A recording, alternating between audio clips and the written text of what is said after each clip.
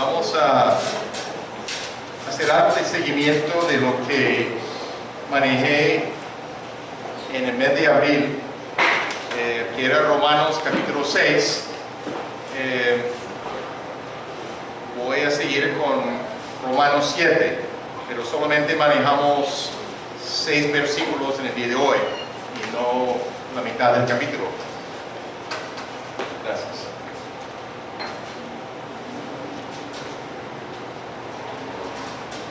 Vamos a orar y después hago un poquito de introducción y después leemos el pasaje todos juntos. Padre amado, reconocemos tu grandeza, reconocemos tu revelación de ti mismo a nosotros a través de tu palabra. En este momento queremos estar alerta, queremos poder concentrarnos en tu palabra, en lo que dice, para entenderla y para poder poner en práctica lo que entendemos de tu palabra. Necesitamos de la ayuda del Espíritu Santo para iluminarnos, para darnos claridad y para mostrarnos qué pasos tomar. Te pedimos, Padre, que tú estés ministrando en el corazón de cada uno de nosotros. Te lo pedimos en nombre de Cristo Jesús. Amén.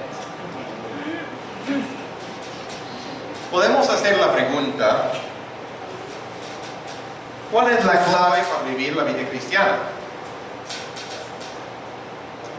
La pregunta tiene que ver con cómo vivimos para agradar a Dios después de haber nacido nuevo, después de haber recibido un nuevo corazón, la presencia del Espíritu Santo en nosotros, nuestro momento de conversión a Jesucristo. ¿Cómo vivimos para agradar a Dios? Realmente no hay una sola clave. Como estudiamos en Romanos 6, Dios nos ha dado a los creyentes muchas provisiones para poder vencer la carne. Esto incluye el valor de su gracia, que es mayor que el pecado. Incluye nuestra unión con Jesucristo en su muerte y resurrección para andar en vida nueva. Incluye este cambio verdadero, que la naturaleza pecaminosa ya no tiene que seguir dominándonos. Hay libertad de poder obedecer a Dios por nuestra unión con el Señor Jesucristo en su muerte y resurrección. Adicionalmente, Dios nos ha dado algunos mandamientos en el capítulo 6 que vimos, que debemos tomar en cuenta para vivir para Él. Estas obligaciones están basadas en las provisiones que Dios nos ha dado. No nos pide algo sin habernos dado la provisión suficiente para poder poner en práctica estas cosas. Estos mandatos u obligaciones incluyen que debemos considerarnos muertos al pecado, porque es cierto, en Romanos 6 hablamos que nuestro viejo hombre fue crucificado juntamente con Jesucristo. Debemos tomarlo en cuenta, la realidad que hay en nuestros corazones. Debemos frenar, según las Escrituras, el versículo 12 de Romanos 6, debemos frenar el reino del pecado en nuestras vidas para no seguir obedeciendo sus deseos. Debemos dejar de presentar a nuestros miembros al pecado, sino debemos presentarnos a nosotros mismos como vivos de entre los muertos y nuestros miembros a Dios como instrumento de iniquidad. Debemos presentar a nuestros miembros a Dios como instrumentos de justicia para agradar a Dios, para vivir de acuerdo a obediencia. Por lo tanto, no hay una sola clave, sino varias cosas importantes. Vamos a reflexionar sobre Romanos 7, 1 al 6 y ver las implicaciones de lo que dice. Pueden seguir en sus Biblias Romanos 7, versículos 1 al 6. ¿Acaso ignoráis, hermanos, pues hablo con los que conocen la ley, que la ley se enseñorea del hombre entre tanto que éste vive? Porque la mujer casada está sujeta por la ley al marido mientras éste vive. Pero si el marido muere, ella queda libre de la ley del marido. Así que si en vida del marido se uniere a otro varón, será llamada adúltera. Pero si su marido muriere, es libre de esa ley. De tal manera que si se uniere a otro marido, no será adúltera. Así también vosotros, hermanos míos, habéis muerto a la ley mediante el cuerpo de Cristo, para que seáis de otro, del que resucitó de los muertos, a fin de que llevemos fruto para Dios. Porque mientras estábamos en la carne, las pasiones pecaminosas que eran por la ley obraban en nuestros miembros, llevando fruto para muerte. Pero ahora estamos libres de la ley, por haber muerto para aquella en que estábamos sujetos, de modo que sirvamos bajo el régimen nuevo del Espíritu y no bajo el régimen viejo de la letra. Realmente Romanos 7 mira atrás. Mira atrás al versículo 14 del capítulo 6. Porque el pecado no se enseñoreará de vosotros, pues no estáis bajo la ley, sino bajo la gracia. Toma ese punto y comienza a desarrollarlo algo más a fondo en este momento. En el versículo 14, Pablo está diciendo eso porque estaba queriendo animarles a obedecer los imperativos, los mandatos en los versículos 12 y 13, inmediatamente antes del versículo 14. Pero aquí mismo, en Romanos 7, quiere informar un poquito más a fondo. Quiere aclarar esta afirmación, enfatizando su veracidad y explicando cómo son libres de la condenación de la ley. Fueron librados por la muerte del Señor Jesucristo y nuestra unión con el Señor Jesucristo en su muerte y resurrección. Eso es lo que enseñamos en Romanos 6.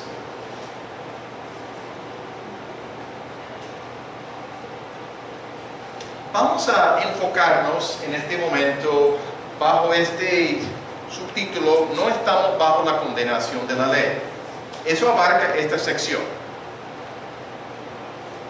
Y quisiera hacer una pregunta con participación de ustedes en cuanto a respuestas de algunas cosas aquí, observando el pasaje.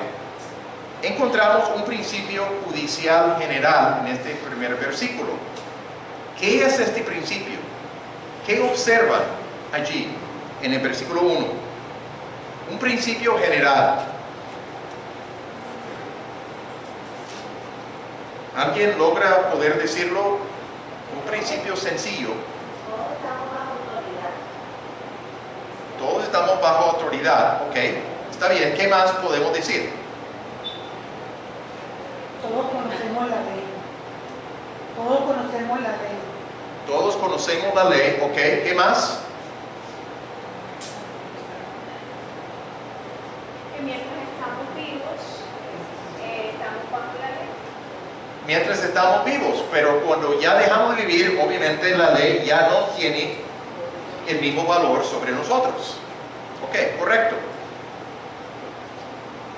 Puede entrar. Hay un principio judicial general. La ley solo tiene jurisdicción sobre una persona mientras vive. Y todos saben esto. No es muy complicado. No estamos entrando en detalles de la ley colombiana y cualquier excepción que puede existir en cuanto a herencias y otra cosa, no sé. Pero en general es lo que el apóstol Pablo está planteando aquí. Ahora mismo se comienza a ilustrar en los versículos 2 y 3 con el matrimonio. ¿Cómo es su ilustración? volviendo a mirar estos versículos 2 y 3, y les doy un momento para mirar de nuevo cómo está ilustrando este principio básico del versículo 1 en estos dos versículos, 2 y 3.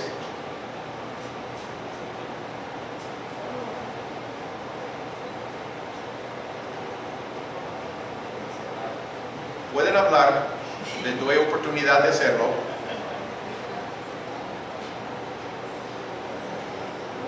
Belva.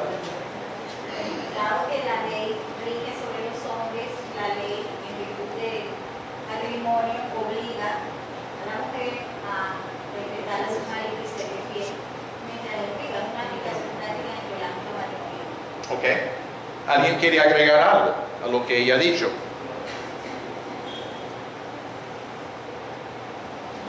Igual a la anterior, mientras el marido está vivo, pues hay sujeción al marido. Y cuando el marido no está vivo, está libre para volver a casarse sin ser llamada adúltera. Claro, hay una libertad de hacerlo en esos casos. Ok. La mujer está sujeta a su marido mientras él vive. Sigue. Y otra vez. Si el marido muere, ella queda libre de la ley del matrimonio. Ya no hay dificultad en cuanto a la posibilidad de casarse si ella desea. Sigue. Otra vez. Ya está libre para volver a casarse legalmente. Sigue. Otra vez. Si se une con otro varón mientras el marido vive, será llamada adúltera. Pero si el marido muere, otra vez, puede casarse de nuevo con otro sin llamarse adúltera. Una aplicación muy sencilla que está haciendo que la gente entendía fácilmente. Vamos a pensar en la aplicación de este principio al creyente en los versículos 4 a 6. ¿Quiénes me pueden ayudar a explicar lo que está diciendo el apóstol Pablo aquí en los versículos 4 a 6? Les doy un momento para volver a mirar los versículos.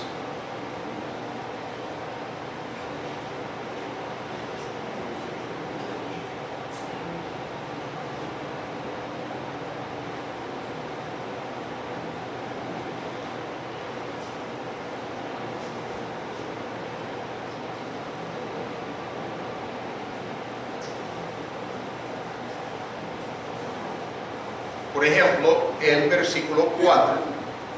Pablo dice, así también vosotros, hermanos míos. Entonces está conectándolo con lo que dijo anteriormente. Así también vosotros. ¿Qué es pertinente en el versículo 4 para estos creyentes? Y para nosotros si somos creyentes en Cristo.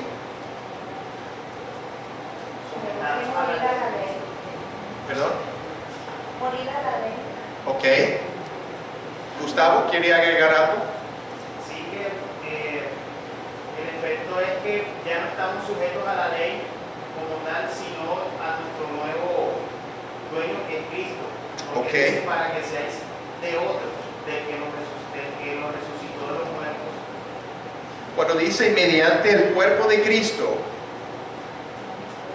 está hablando de su muerte en la cruz.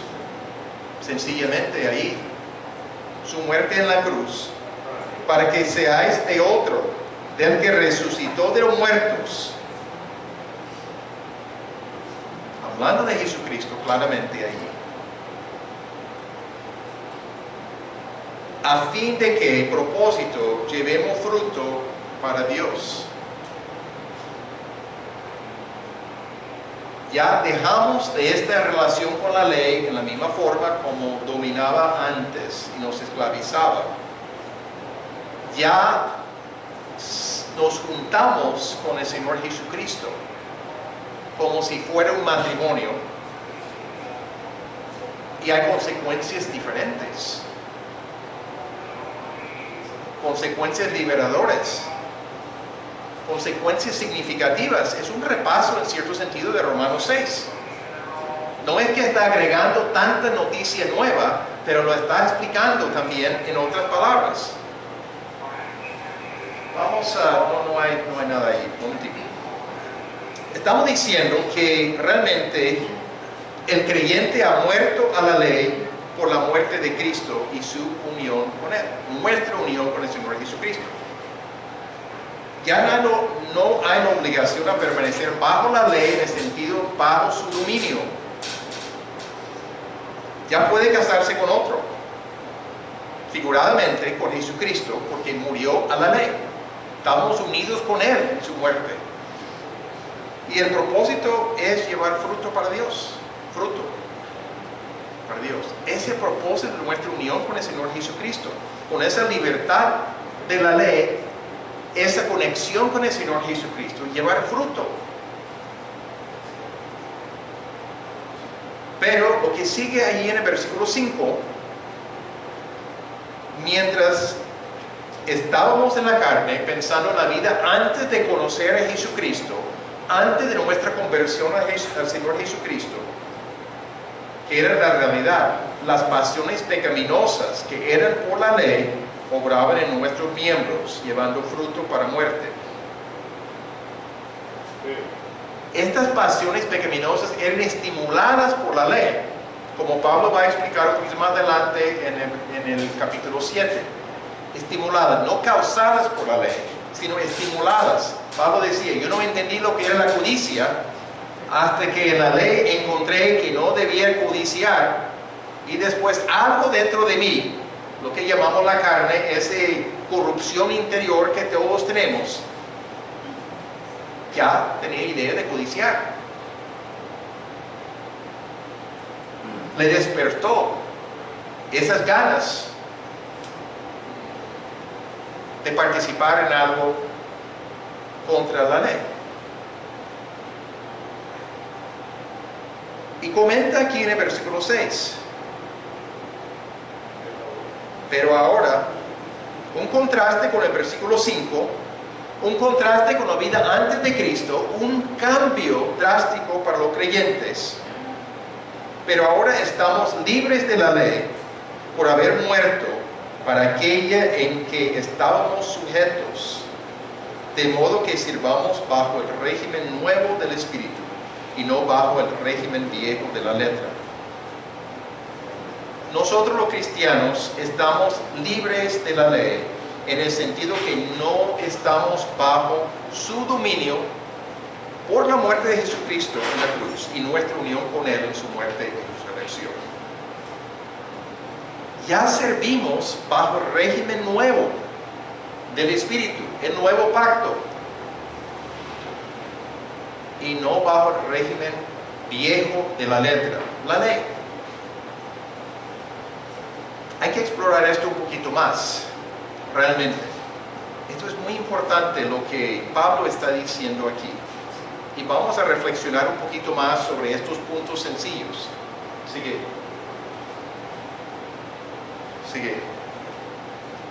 Llegar a ser un seguidor de Cristo implica un cambio total de relación y lealtad, compromiso. Ya hay una nueva relación con el Señor Jesucristo. Es un cambio total. No es la misma vida, solamente agregando unas actividades religiosas. No es la misma vida. Hay un cambio drástico, un cambio total.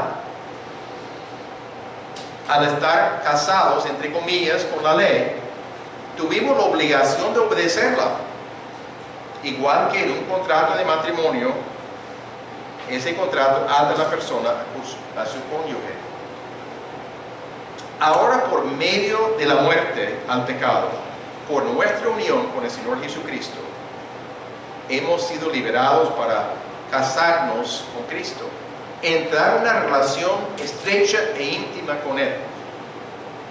Esta ilustración habla de la realidad y la intimidad de nuestra unión con el Señor Jesucristo. No es practicar una religión, es entrar en una relación personal y estrecha con el Señor Jesucristo. Algo muy diferente a obedecer una lista de cosas que debemos hacer y no hacer. Muy diferente.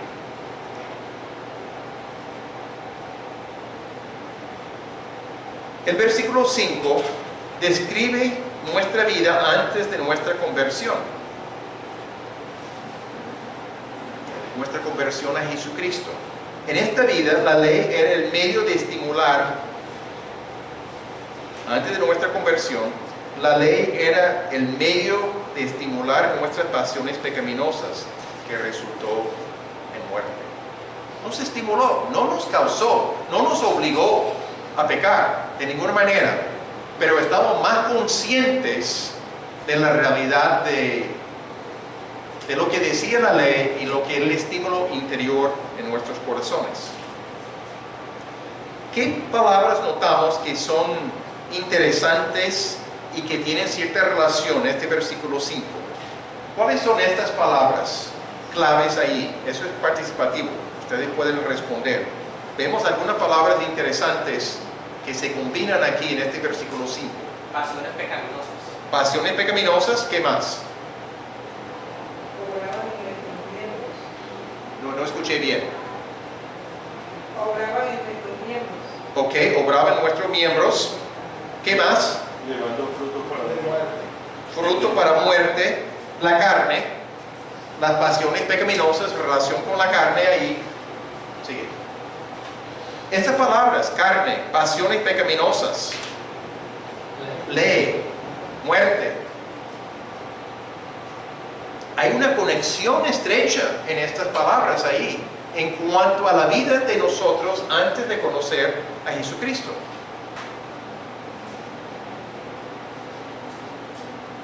Sigamos.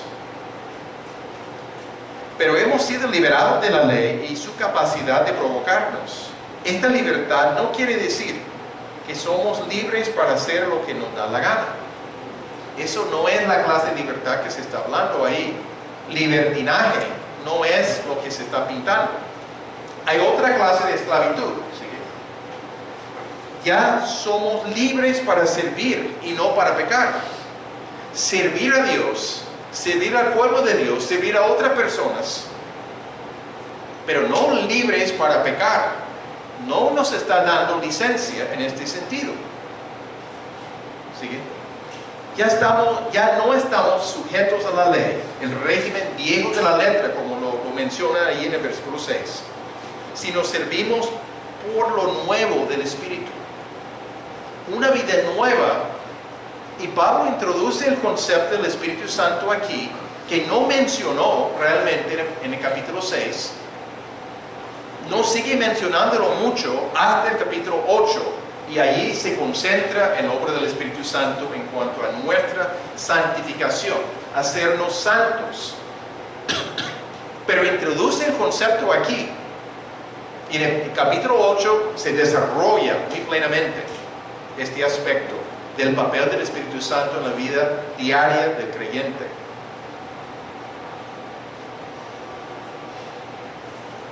Antes, un momentito, gracias. ¿Por qué servimos? Es una pregunta para tener participación. ¿Por qué servimos? En estos versículos, ¿tú estás hablando de? No, ok. Está bien, solamente quería que fuera más fuerte para que todo el mundo escuchara. Ok. ¿Por qué servimos? ¿Cuál es el motivo de servir? ¿Qué nos motiva a servir? Estamos libres de la ley. Estamos libres de la ley. Estamos libres de la ley, es un aspecto. ¿Quién más habló? Lo mismo. ¿Qué más podemos decir? Para llevar fruto para Dios. Para llevar fruto, ok. ¿Alguien más? Un agradecimiento. En agradecimiento. ¿Melba? Porque le pertenecemos a Él, a la ser. Ok. Pertenecemos al Señor Jesucristo, pero Es nuestra nueva razón de ser. nuestra razón de ser. Nueva razón de ser. Nueva razón de ser, exactamente. Ok. ¿Sí? Así es. Sigue. Yo lo puse así. No porque la ley es nuestro amo y estamos obligados a hacerlo. No es el motivo de servir. Sino puesto que Cristo es nuestro marido y deseamos hacerlo. El motivo para servir ha cambiado drásticamente. Y ustedes incluyeron todo esto y más. una nueva motivación, agradecimiento, amor, respuesta a lo que Él ha hecho en nuestras vidas. ¿Y cómo servimos? ¿Cómo servimos? Según este pasaje, ¿cómo servimos? Bajo el nuevo régimen del Espíritu, que quiere decir que estamos hablando aquí, ¿sigue? Ok. Lo hacemos sometidos al Espíritu Santo, que nos da poder para obedecer a Dios y deseos profundos para agradarle. La ley no nos daba poder. La ley no nos daba ninguna ayuda. Aquí son los requerimientos hasta allí. Pero con la relación con el Señor Jesucristo, con la presencia del Espíritu Santo, que es parte de esta nueva relación, cambió nuestro corazón en el nuevo nacimiento, nos dio su Espíritu para capacitarnos a obedecerle. El nuevo nacimiento, observaciones de Ezequiel 36, versículos 25 al 27, que estudiamos en el estudio básico.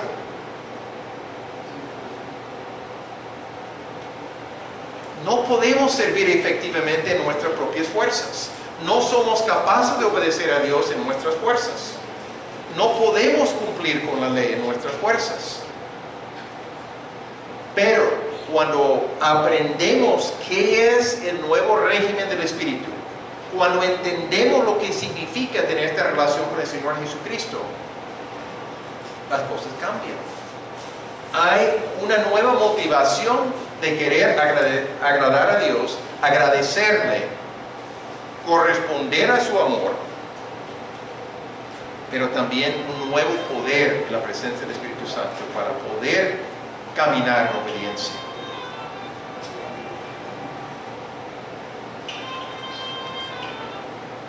La vida cristiana implica servir al Cristo resucitado en el poder de su Espíritu,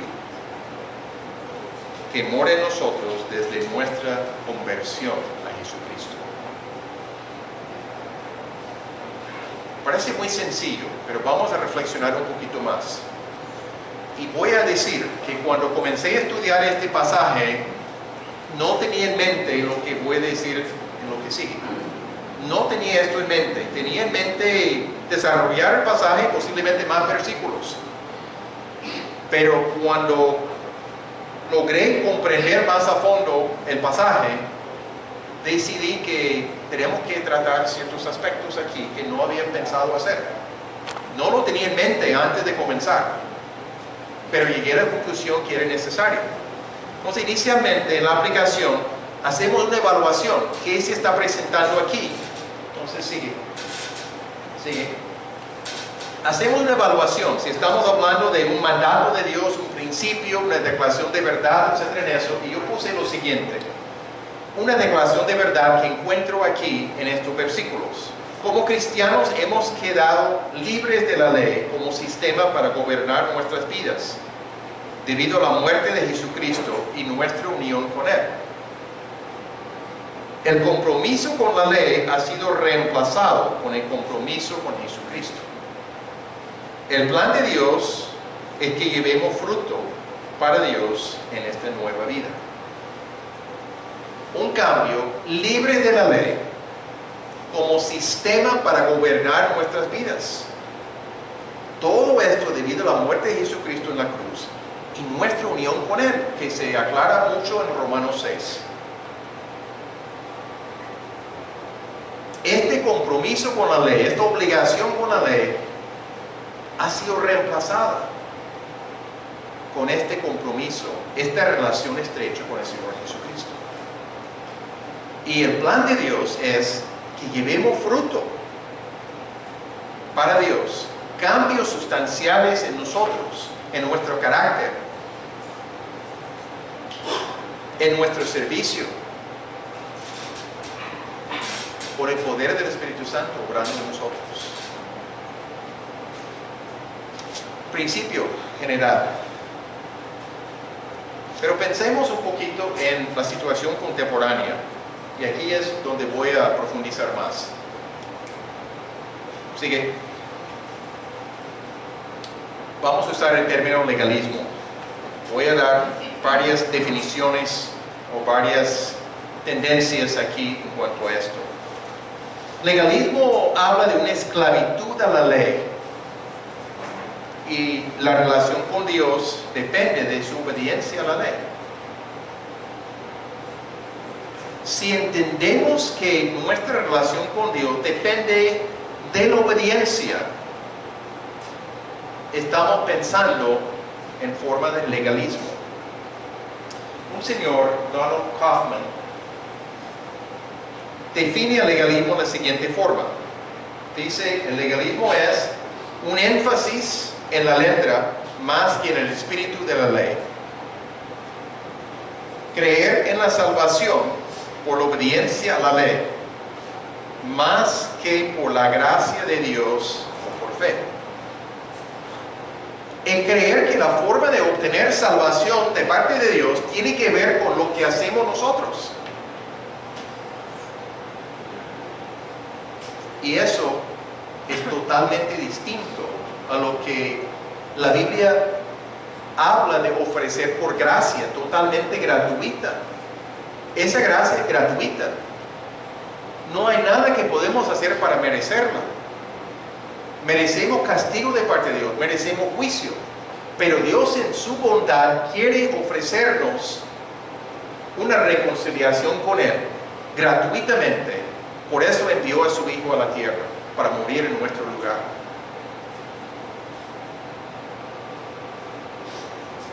También comenta que el énfasis indebido en los detalles legales, el legalismo es un énfasis indebido en los detalles legales, sin equilibrar las consideraciones con la justicia o la misericordia. Y yo agrego aquí al final, el legalismo solo exige que se cumpla la ley. El legalismo, hay que cumplir la ley. Y eso sobre la cabeza de cada uno. Sigamos. El legalismo, un aspecto, puede hablar de personas que piensan que se gana la salvación por sus obras. Ya no es un evangelio de gracia, el favor de Dios que no merecemos, sino de esfuerzo y mérito humano. Pensemos en esto en un momento. Es para personas que todavía no han conocido a Jesucristo personalmente. Y hay muchos ejemplos de esto. Yo tengo un trasfondo en la Iglesia Católica y sé que es posible que muchos de ustedes también han tenido este trasfondo. Pero es un evangelio de obras. Es tener fe en Jesucristo y cumplir con los sacramentos, y a través de los sacramentos uno recibe algo de gracia santificante para ayudarle a vivir para Dios. Pero es puras obras. Obras de caridad, obras de misericordia, puras obras. Es un evangelio muy distinto.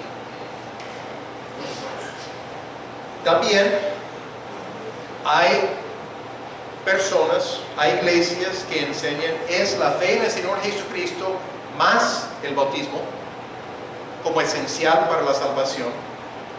Fe en el Señor Jesucristo más diezmar. Y si uno no diezma, no alcanza. No es el evangelio del Señor Jesucristo. Es fe en el Señor Jesucristo más cualquier otra cosa que hay que incluir. Eso es otro evangelio. Eso incluye obras. A veces se pone como una lista de prohibiciones, aunque nunca se publica la lista oficialmente. Pero ahí está. No se puede esto, esto, esto, esto y esto. Y hay que hacer esto y esto y esto y esto.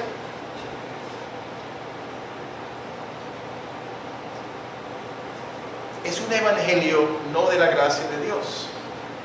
El legalismo para la persona que no ha conocido al Señor Jesucristo. Pero también hay un aspecto que influye en la vida de nosotros que hemos puesto nuestra fe en el Señor Jesucristo. Y eso lo vamos a desarrollar un poquito más también. Paul Travis define el legalismo entre los cristianos de la siguiente forma.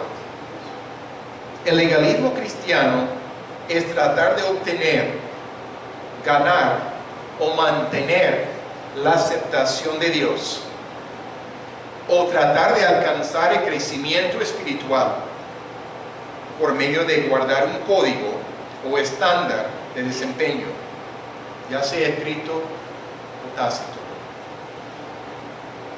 Es un intento de obtener, ganar o mantener la aceptación de Dios,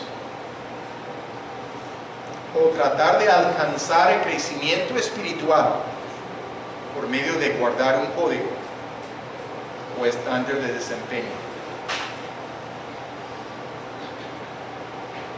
¿Sigue? Depende del esfuerzo humano en vez de depender del poder del Espíritu Santo. ¿Y qué hace el hombre?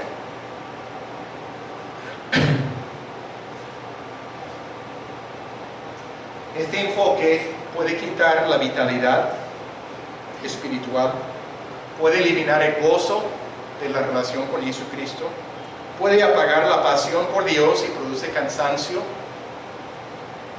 puede incluir la trampa de desempeño, y lo menciono en un momento lo que es una mentira sutil.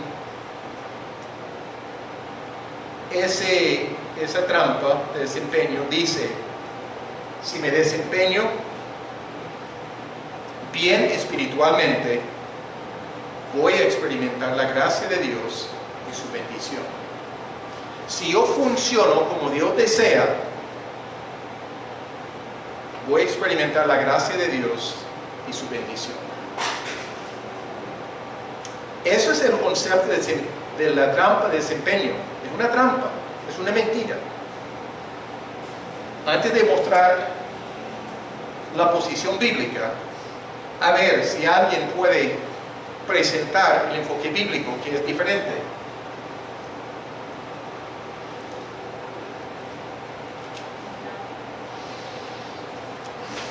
Melba.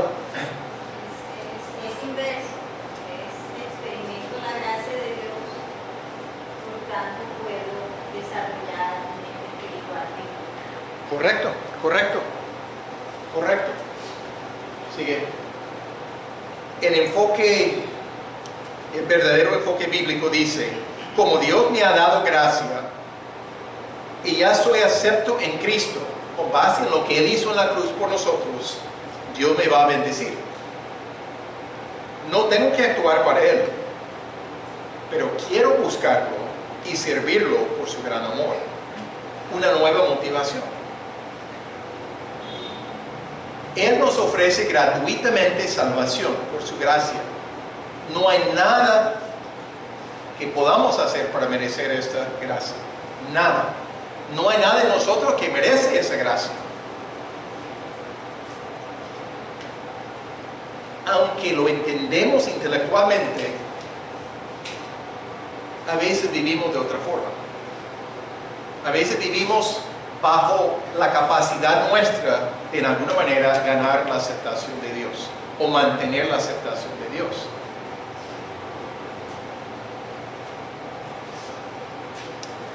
¿Cómo se siente la persona legalista, la persona que está viviendo bajo el legalismo, cuando no cumple con su rígida lista de cosas que necesita hacer para agradar a Dios? ¿Cómo se siente la persona que está viviendo bajo la ley, la persona que ha puesto su fe en Jesucristo, pero su permanencia en su relación con Dios por medio de la ley, cuando la persona no cumple con su propia lista rígida de cosas que necesita hacer para agradar a Dios?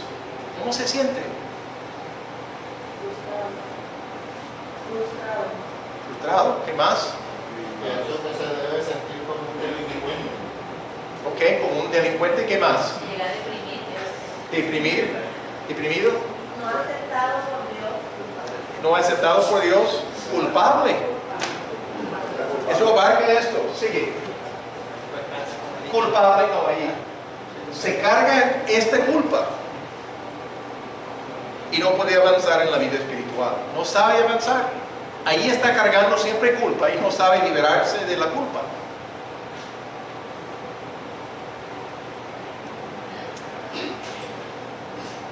Voy a citar un libro que se titula Rompe las ataduras del legalismo. Como digo, no tenía pensado ni referirme al libro, para nada, cuando comencé a estudiar el pasaje. Pero el pasaje me llevó a complementar algo en cuanto a aplicación. Voy a leer un poquito extensamente. Por favor que escuchen. Es valiosísimo lo que dice aquí. Nuestro primer marido, el señor Lee, como lo llama Juan Carlos Ortiz, un argentino, pastor argentino. Nuestro primer marido, el señor Lee, fue perfecto, absolutamente perfecto, santo y bueno. Y Romanos 7, versículo 12 habla de que la ley es bueno, no es malo, sin defectos, por lo menos en el exterior. Pero el problema era que vivir con él era horrendo, porque exigía que nosotros también fuéramos perfectos. Este marido era frío, duro e inmisericordia. No importaba cuánto tratáramos de agradarlo, siempre nos quedábamos cortos. Simplemente no podíamos cumplir con sus exigencias de perfección.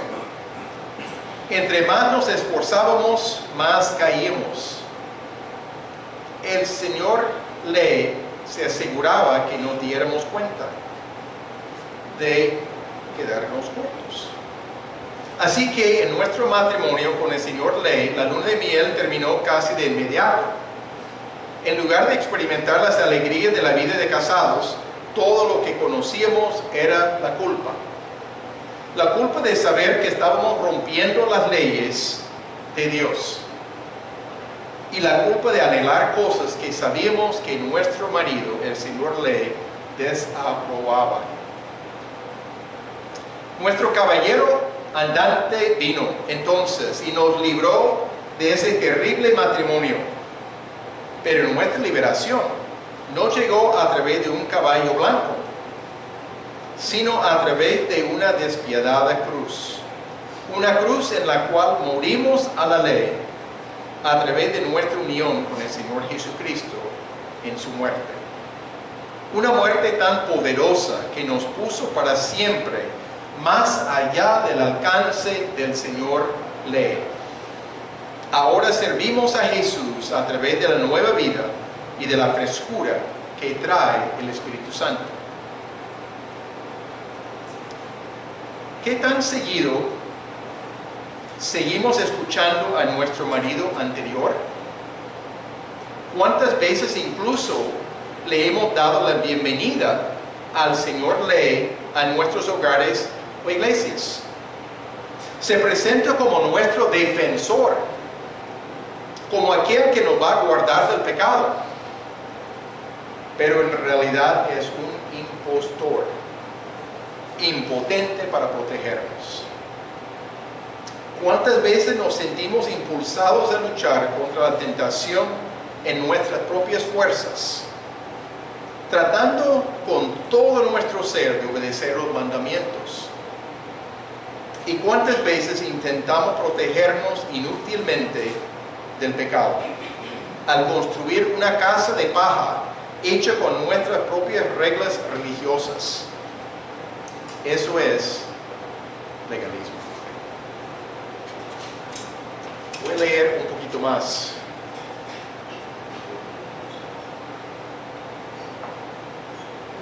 Se titula la sección La vida antigua contra la vida nueva. Un poquito extenso, pero creo que ilumina mucho. Para que puedas dar fruto para Dios, es hora de que entres a la nueva vida en el Espíritu. Quizá la siguiente ilustración te pueda aclarar las cosas. Vamos a considerar dos mitos griegos, dos hombres, dos viajes, un peligro y dos estrategias para sortearlo. Creemos que una comparación entre estos dos hombres puede servir como enseñanza para saber cómo pelear y cómo no pelear contra el pecado.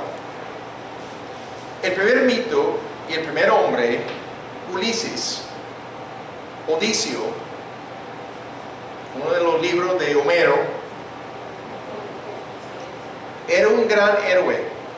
Helena, la esposa de Menelao, quien era rey de Grecia, había huido con Paris, príncipe de Troya. Sea que Helena haya sido secuestrada o haya sido seducida por Paris, Menelao no se queda con los brazos cruzados ante la pérdida de su esposa. Con Ulises y un gran ejército, el rey invade la ciudad de Troya a través del famoso caballo de Troya, destruye la ciudad y lleva a Helena de regreso a Ítaca. La hermosura de Helena era tal que su, entre comillas aquí, citación directa del autor, su rostro botó a la mar 1000 barcos. Pero para esta lección no queremos enfocar solo en uno de estos, barcos en el que Ulises navega en su viaje de regreso. Está hablando de cadenas externas ahora mismo. En cierto punto de trayecto, Ulises y su tripulación enfrentaron el terrible peligro de las sirenas, criaturas hermosas cuyo canto era irresistiblemente atrayente para los hombres. Muchas tripulaciones habían sido seducidas de manera hipnótica para acercarse más, demasiado cerca, hasta naufragar en las rocas que rodeaban la isla de las sirenas. Entonces, sin poder escapar, los marinos descubrían para su horror que las sirenas en realidad eran caníbales salvajes.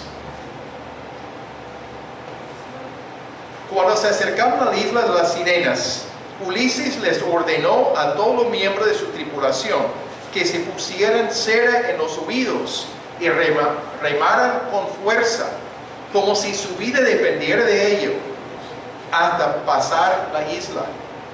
Pero Ulises, por su lado, quería tener el pastel y comérselo también. Quería escuchar el canto y experimentar la emoción de la tentación, sin el desagradable desenlace. Así que decidió no ponerse cera en sus oídos y les mandó a sus hombres que lo ataran con firmeza al mástil del barco. Cuando pasaron por la isla, Ulises anhelaba desesperadamente lo que las sirenas le prometían en su canto y luchó por desatarse de las cuerdas que lo ataban, e incluso le rogó a sus hombres que lo dejaran ir. Por fortuna no lo hicieron.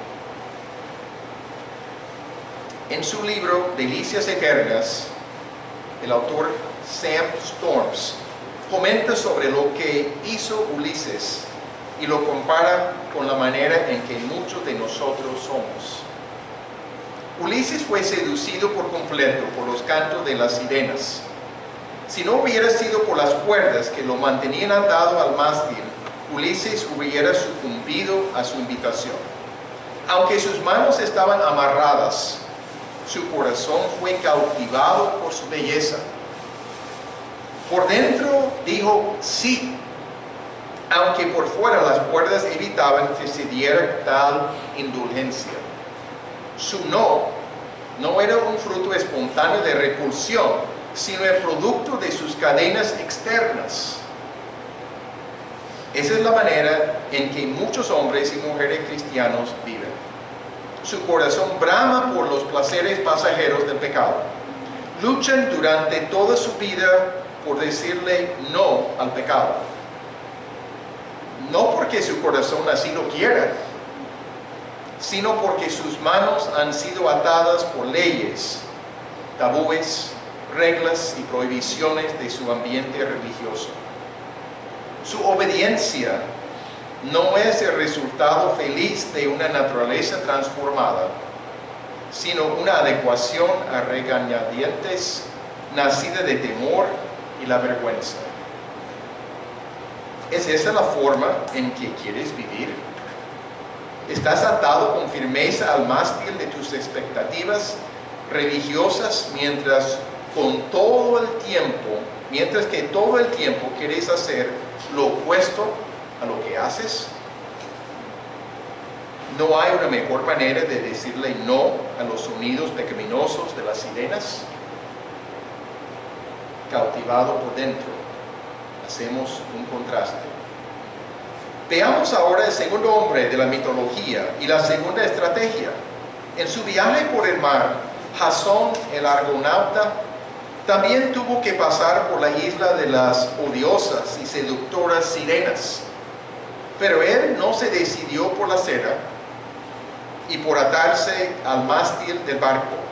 En lugar de eso, llevó con él a Orfeo, un músico cuyo talento, en especial con la lira y la flauta, era inigualable. Jasón, antes de que pudieran incluso escuchar a las sirenas, le pidió a Orfeo que tocara sus cantos más cautivadores. Al hacerlo, los marinos ignoraron por completo el canto de las sirenas y remaron con seguridad al pasar por la traicionera isla. Ninguno de ellos quiso dejar el barco, ya que estar a bordo era demasiado maravilloso como para quererse ir. Con esto confiamos que entiendas el mensaje. La ley puede retener nuestras manos, pero no puede transformar nuestro corazón. De hecho, en realidad existen las pasiones pecaminosas.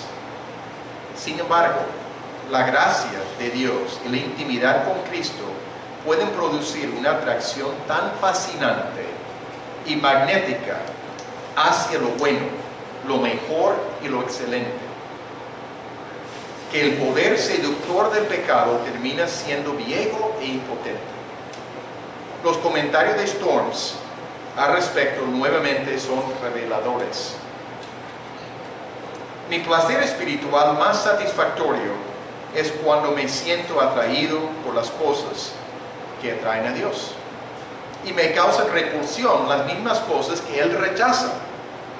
Quiero estar sintonizado con su corazón, tener una misma mente, un mismo espíritu y un mismo ánimo con Él. Si esto ocurre, solo puede suceder como fruto de la fascinación que yo tenga con todo lo que es Dios en sí mismo y de lo que Él es para mí, estando yo en Jesús.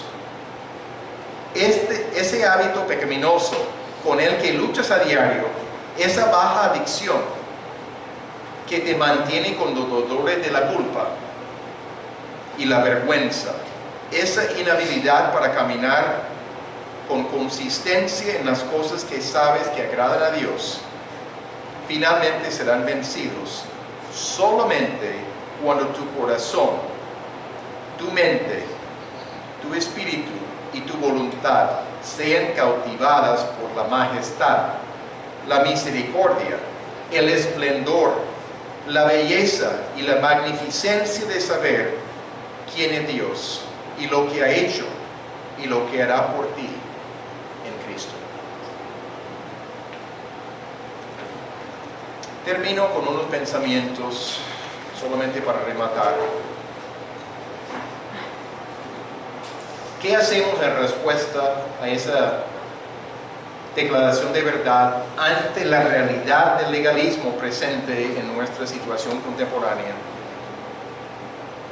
La respuesta para salir del legalismo está en Cristo Jesús. Es comprender la gracia de Dios disponible para nosotros. Es entender que la vida cristiana se vive no por la ley, sino por la gracia de Dios y en el poder del Espíritu. Voy a seguir un poquito más de lo que está escrito ahí. Cuando enseñamos la palabra, hay momentos de hablar de responsabilidades que Dios nos da a nosotros los cristianos. Es lo que hicimos en parte en Romanos 6. Hablamos de ciertos imperativos ahí. Puede parecerse como legalismo.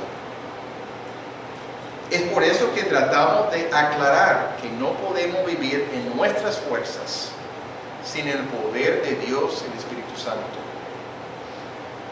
El tema de Romanos 6 hablaba de toda la provisión de Dios en Cristo para vencer la carne. Todas sus provisiones. Antes de entender las obligaciones que Dios da, pudimos entender las provisiones que Dios da para cumplir las obligaciones. No es que no hay mandatos en la vida cristiana, pero Dios nos da la motivación y la capacidad para poder obedecer. Estamos convencidos como iglesia que necesitamos vivir en dependencia de la gracia de Dios o vamos a fracasar. La pregunta que el relato en el libro levantó: ¿estamos cautivados con Jesucristo de tal manera que lo vemos como muy superior a todo lo que el mundo ofrece? No la religión, no cautivados con la religión, cautivados con el Señor Jesucristo. ¿Estamos luchando en nuestras fuerzas para agradar a Dios? ¿O entendemos la provisión de la nueva vida en Cristo? El nuevo corazón que nos da y la presencia y el poder del Espíritu Santo que nos da. Para terminar en oración,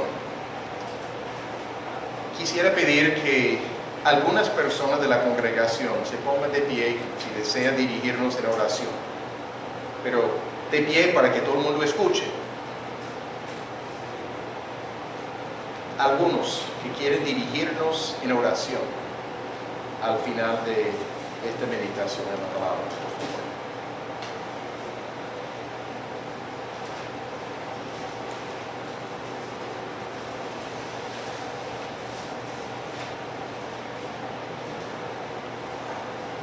Padre, Señor, te damos gracias por tu palabra. Gracias, bendito Dios, porque tu palabra es verdad. Tu palabra es eficaz, Señor. Y gracias, Señor, por esta enseñanza que nos muestra cómo podemos andar cuando estamos centrados en ti. Gracias por la salvación, Señor, que nos ha dado en Cristo Jesús. Gracias porque somos nuevas criaturas, Señor. Ya no estamos sujetos a la ley. Ahora estamos sujetos a tu gracia y a tu Dios. Permítenos, Señor, desarrollarnos como iglesia a manera individual, Señor, como personas centradas en lo que hemos creído, Señor. Obra poderosamente en tu Dios, en nuestra iglesia bíblica protagonista. Gracias por tu amor, por tu misericordia, gracias porque nos das paz, Señor. Y fuimos redimidos, Señor, del pecado. Ya no estamos sujetos a pecado. Gracias porque en Cristo, Señor, somos nuevos. Y hemos sido transformados por el poder de tu Santo Espíritu. Te alabamos y te bendecimos. En Cristo Jesús. Amén.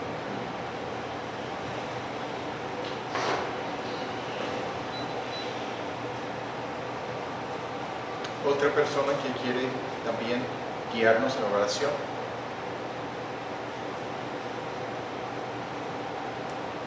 Bendito Dios, estamos aquí agradecidos contigo, Señor, por tu palabra, porque tú cumples el propósito que hemos expresado de seguir perfeccionándonos hasta la venida de nuestro Señor Jesucristo. esta hora, Señor, queremos expresarte nuestro deseo de querer agradarte a ti, que te amamos, Señor, porque queremos ganar absolutamente nada de nuestras propias fuerzas, por el poder de nuestra carne, porque nuestra carne ha sido crucificada juntamente con Cristo en la cruz del Calvario.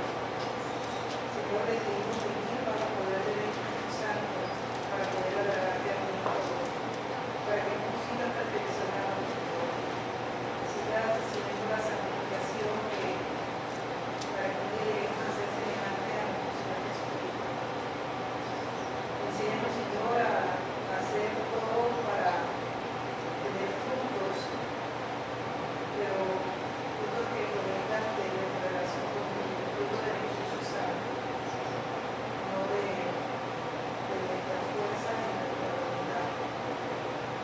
Porque tú, Señor, nos has llamado para que demos fruto de abundancia, fruto que glorifiquen a Dios, que nos ha llamado para ser hijos de Él, Señor, y para ser luz en este mundo, Señor, para ser salvos, para bendecir a otros que están a nuestro alrededor.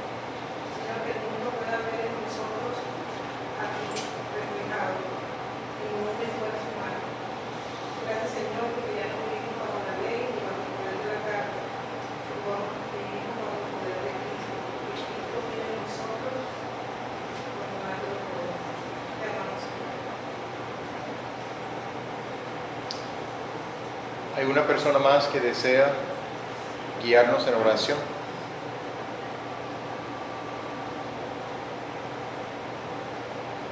El Salmo 16, como se mostrará la senda de la vida, tu presencia y plenitud de gozo, delicias en tu diestra para siempre.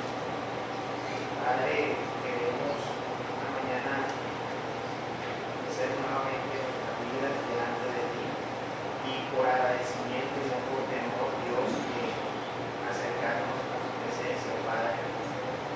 Gracias por el sacrificio de Cristo amado Jesucristo, por su día, oh Dios, y por hacernos conscientes de lo atrayente, lo cautivador que puede ser el pecado, pero también entender el final que hay por seguirlo.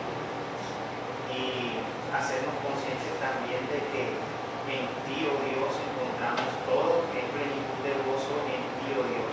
Lamentablemente no siempre vivimos en consonancia con eso, por ello te pedimos perdón, por ello pedimos que tú nos limpies de toda maldad, oh Dios, y que nos permitas a través de tu gracia, Señor, andar por las sendas de justicia como tú quieres, oh Dios. El salmo que me guiaste a usar esta mañana también decía que confiáramos en ti, oh Dios. Y somos conscientes de que nos cuesta trabajo entregarte cada una de las áreas de nuestra vida, Señor, porque creemos muchas veces que hacemos las cosas mejor que tú y que podemos saber mejor que tú que nos conviene, oh Dios, y cuán equivocados estamos. Por ello, apelamos a tu misericordia en esta mañana, oh Dios, y que a partir de esta enseñanza, de lo que nos has enseñado hoy, por lo que nos has recordado hoy, Señor, podamos vivir en disposición para buscarte a ti, conocerte a ti, para encontrar plenitud de gozo en ti y que las otras cosas podamos aborrecerlas igual que tú. Gracias por escucharnos, oh Dios, en nombre de Cristo Jesús. Gracias, estamos despedidos.